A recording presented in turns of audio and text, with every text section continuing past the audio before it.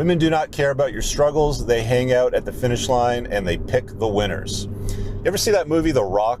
I think it was about 15, 20 years ago with Sean Connery and Nicolas Cage, I believe. And they're in Alcatraz doing something. They're trying to overthrow somebody that's got control of The Rock at the time. But anyway, the soundbite that really stood out in that movie, and you can find this on YouTube, I believe Nicolas Cage says something to Sean Connery along the lines like, "I'll give it my best." And he turns around and looks at him and he goes, "Your best?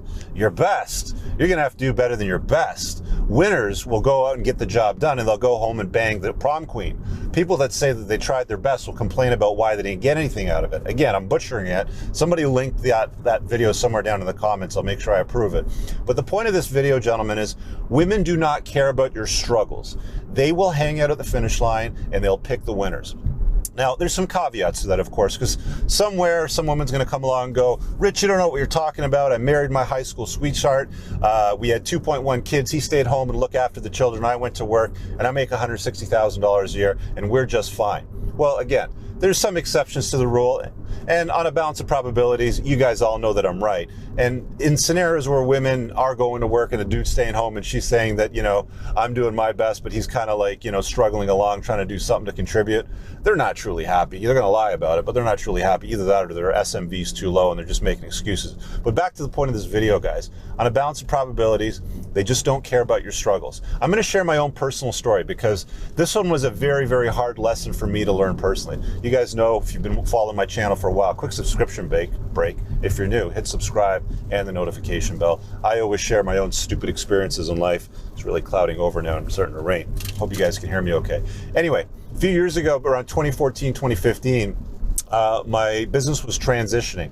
There were some legislative changes that really imposed some pretty harsh financial restrictions on it, and I was struggling. I'll be honest, I was really hurting at that time, and I had to make some very tough choices that needed to impose some financial constraints on the business. Only because of the business that I'm in, payroll is the biggest expense. I couldn't really put it on my staff, so I took the brunt of it all.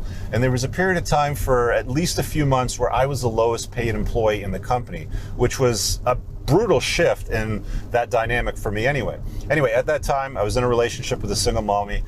Things weren't going the greatest with that anyway, but I announced thinking I should be vulnerable to her and say that I was the lowest paid, employee in the business. And gentlemen, vulnerability is not a strength. It is not going to do you any favors in a relationship.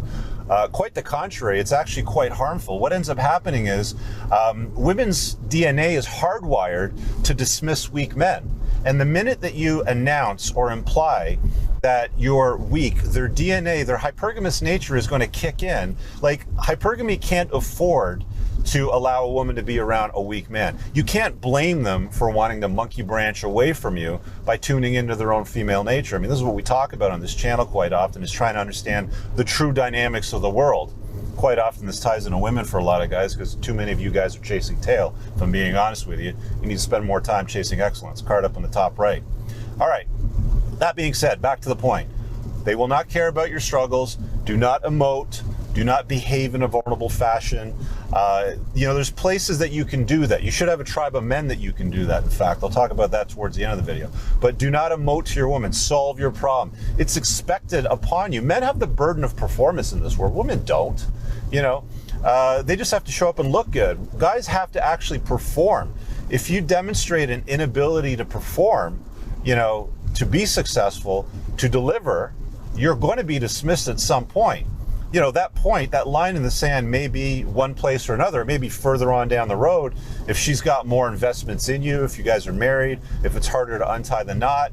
I don't know, but it's not binary. It's not cut and dry at one point or the other. Again, like I said, there's always somebody that comes in and challenges me and says, no, I'd stick, with my guy between thick and thin.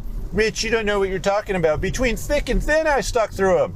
Well, in many cases, if you're sticking through them through thin, a lot of thin, your SMV isn't high enough to monkey branch away from them. So let's be honest, right? Let's call things as they are, fellas. And ladies too, right?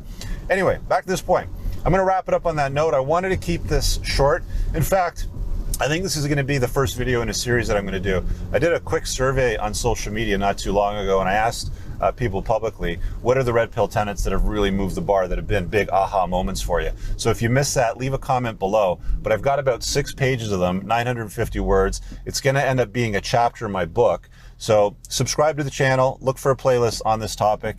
And last but not least, I mentioned the community thing. A lot of you guys look for places to kind of run tough ideas up the flagpole. All right, guys, I really hope that you enjoyed that clip. If you want to check out the full-length podcast episode, you can find that right over here. Also, make sure you visit my website over here where you'll find my supplements, the opportunity to book me privately one-on-one for coaching, and most importantly, my new School of Unplugging, which you'll find on the courses tab. Newer to the channel, hit subscribe.